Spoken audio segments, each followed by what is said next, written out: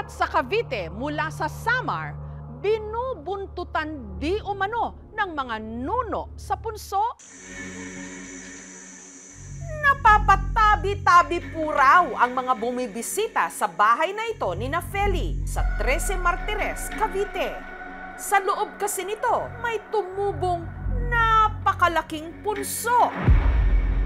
Ang punso, halos sakupin na ang isang sulok ng bahay ni Feli. Nasa 2 metro ang lapad nito at nasa 5 talampakan ang taas. Mula Samar, kung saan sila dati nakatira, sumulpot din sa nilipatan nilang bahay sa Cavite. Kahit saan kami magtayo ng bahay, andon sumusunod talaga yung punso. Hindi lang mga 20 beses kami inaalis namin yung ay talaga tumigil eh.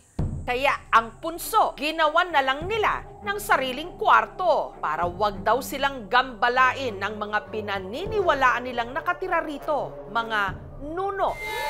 Ilagay ng kwarto ng mga kurtina para wag na mapasok ng mga bata. Pero sa kabila nito, kung ano-anong kakatuwang karanasan pa rin daw ang nararamdaman ni Feli sa kanilang tahanan. Habang ini-interview nga si Feli ng aming team, bigla siyang naluha. Okay lang. Ma'am, ang nararamdaman, ma'am?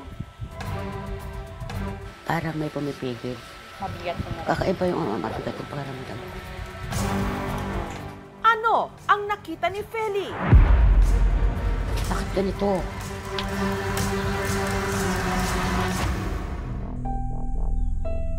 Nagsimula raw ang mga kakatuwang karanasan ng kanilang pamilya sa dati nilang bahay sa bayan ng Daram taong 1996. Ipinagbubuntis daw noon ni Feli ang ika-5 anak niya na si Rachel nung sumulpot ang unang punso sa kanilang kubo. Nagpa-plus, may naliligo, may nagtitimpla nga ng kape, tapos may nagbubukas ng gasol, yung lagitik, naririnig yun. Kutob ni Feli ang pakay raw ng di umano mga maliliit na nilalang na ito, ang kanyang anak. Prinsesa talaga ang mukha niya. Mukha ng Biring Marega. Naririnig kong may kalaro yung bata kahit siya lang mag-isa. Tawa siya ng tawa. Mga 20 sila, hindi naman sila nananakit.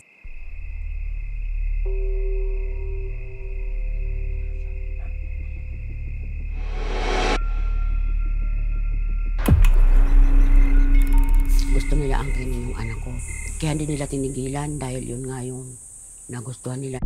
Para ilayo si Rachel sa mga di umano nilalang na kumukursunada sa kanya, sina Feli nag-alsa balutan.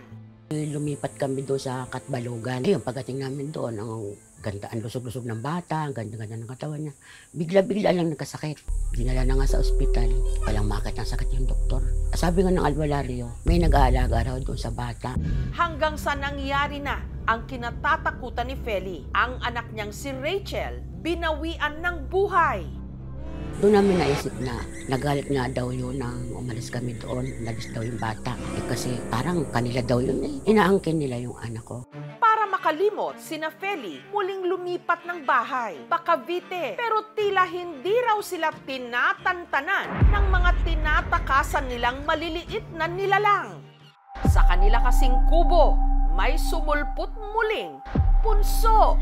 Di inalis nga namin ni Mister. Pilit na tumutubo pa rin pilit. Pakita sa akin sa panaginip. Ang sabi sa akin, bakit daw kami umalis doon sa Samar? Bakit daw namin sila iniwan? Hanggang sa hindi na lang daw sa panaginip ang mga ito nagpakita.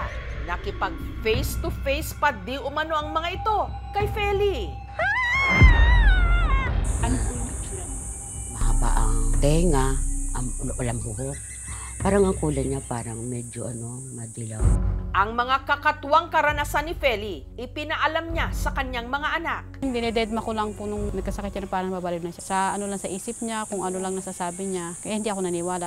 Pero kalaunan, tila nakumbinsi na rin si Corazon. Simula po tumira kami dito para pong laging may sumusunod sa amin.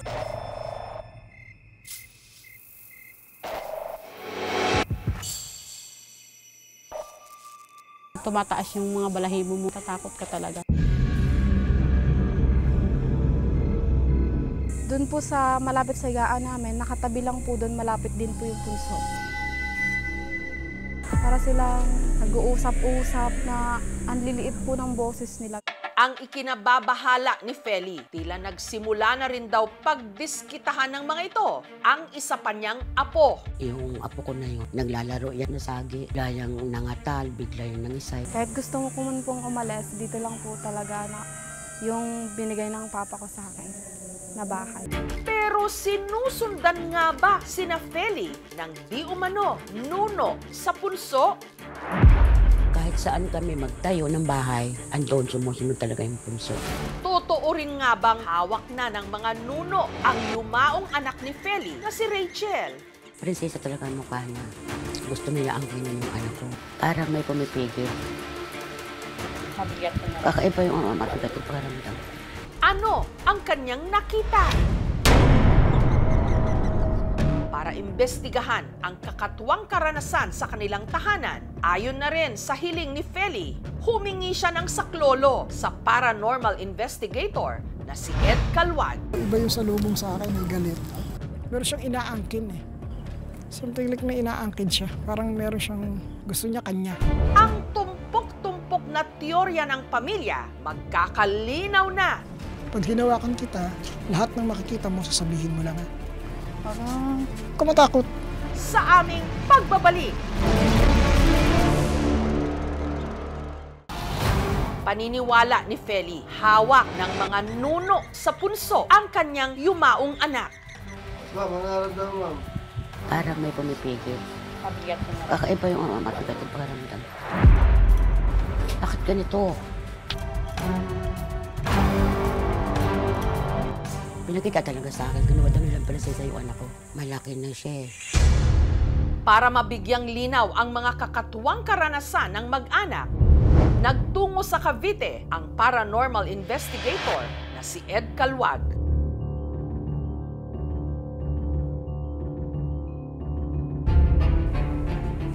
Galit ito. Iba yung salubong sa akin, may galit. Meron siyang inaangkin eh.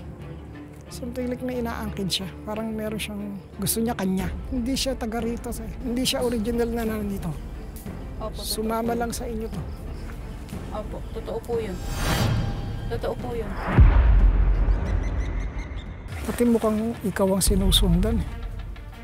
Ba yung pitik sa ulo. Galit siya dahil umalis kayo. Ayun po. Meron kayong hindi pwede na inaano. Sigurado meron kayong napagkasunduan ito.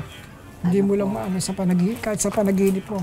Iniwan nga po namin sila. Kaso, may sinasabi kasi siya na Ano po sabi? hindi niyo daw po sila pwedeng iwanan. Kasi, may pinangako kayo. Na yung totoo, sabi niyo sa akin. Sa panaginip niyo, hindi niya kayo niyayaya sa lugar niya. Yayaya po. Sinasama niya kayo. May mga ipinapakita sa inyo, no? Bali, binibilin niya po ako sa pamilya ko. Pinapalit kayo. Opo. Pinapalit kayo ng ginto. Oo. Opo. Ang una po muna ang gusto nilang kunin, yung pong ma'am si Nika, yun ang gusto nilang makuha. Pabangkin ko po. Apo ko na po yun. Ako po ang lumalaban. Ako po ang kumukontra sa kanila. Hawak ka dito. Hawak ka dito, te. Nakakot po ako. Hindi, hawak ka lang. Ako bahala sa'yo. Humawak ka.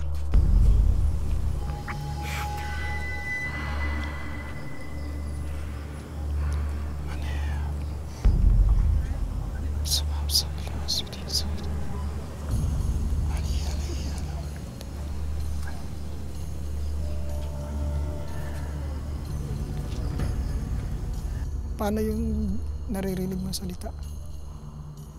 Parang malaking boses po na paano lang, malaking boses po hindi ko po maintindihan. Pero iba yung lingwahe. Tama ba? Opo, opo. Te, ang sagot mo hindi. Po, Sabihin mo hindi. hindi po pwede, hindi. Lalamig lang po ako. Tama palimbato ko. Totoo nga po bang hawak po nila ang anak ni Mama Feli? Posible po yun. Itong katawan natin na tao, itong katawan natin, itong corporeal, hindi ito pwedeng makapasok sa kanilang mundo. So yung kanyang spirits, kukuhanin nila, dadalhin nila doon sa kanilang dimension at bibigyan ng panibagong katawan. So tayo naman ngayon ang nag-o-open ng kontrata o kasunduan sa kanila na pakikiusap na sana tigilan na nila. Ngayon at least naging malinaw na kaya pala ganito ang pinagdaanan namin. Salamat ng marami kay Sir Ed. Sana po hindi na po kami gambalain. Pero sa punto de vista ng siyensya, ano nga ba ang laman ng tumpok na lupang ito? Termite kasi natural lang naman niya na nagagawa ng kanyang colony. So nagkataon lang sa lahat ng nilipatan niya siguro, merong nagbuo ng mound. Sa nangyayari kasi sa mga taong may trauma, naghahanap sila ng dahilan kung bakit nangyari yung mga bagay-bagay na yon. So minsan, sa paghanap nila, kumakapit sila sa isang bagay na parang mukhang imposible. Like yung nakikita na dahilan kaya namatay ang isang kapamilya dahil doon sa punso. Sa kabila nito, si Feli wala raw planong gibain o sirain ang punso. Sa ganitong paraan lang din daw kasi niya nararamdaman na ang yumaon niyang anak, pirmi pa ring nandyan lang sa kanyang tabi. Mahal na mahal kita, Rachel. Sobra, sobra. Mahal na mahal kita. I miss you.